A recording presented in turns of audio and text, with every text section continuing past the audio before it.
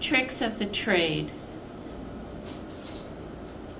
A lot of rocks Samson carried through the desert in a battered Chevy work van in the 80s. On work orders to build a temple on the peninsula in the River Jordan. Samson still had his hair then, basically looking for a soft spot to hold up for a while, maybe a few years.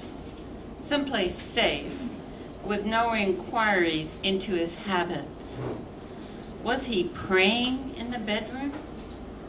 Did historical figures drink so much Black Label and smoke Marlboros?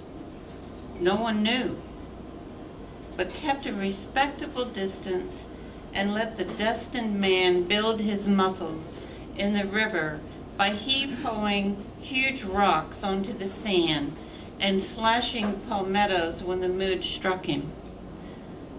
Once he arose in the afternoon and inspected the building of the temple, his spirits soared again, and he slam-banged the structure in a determined, thoughtful way, like a man preparing to exit after this temple was done with. The boss made a lot of suggestions about cutting corners and piling one chamber on top of another, which left huge, dazzling spaces for receptions and prostitutes, only glad to wash a few feet and drink wine. One late night, the spinning wooden beams jolted Samson's consciousness and swung the axis into perspective, and all the marble floors, ascent and descent, rotundas, curving balconies, precious artisan tubs, as well as those muscular pillars that would be his undoing, fell into place.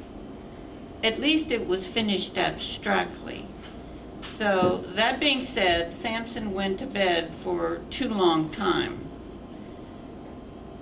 Healers came and went across the desert, guided by the gold temple's light. The cure for narcolepsy was obscure.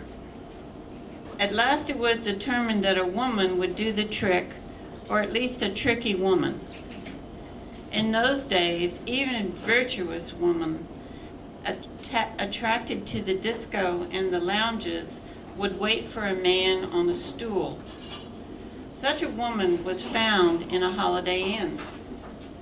One sweet kiss, Samson jumped up and grabbed her like a green banana, and her golden hair shielded him like 1,000 mangoes. "Let's do it," he said. And everyone went to work again, laughing and jumping in the River Jordan.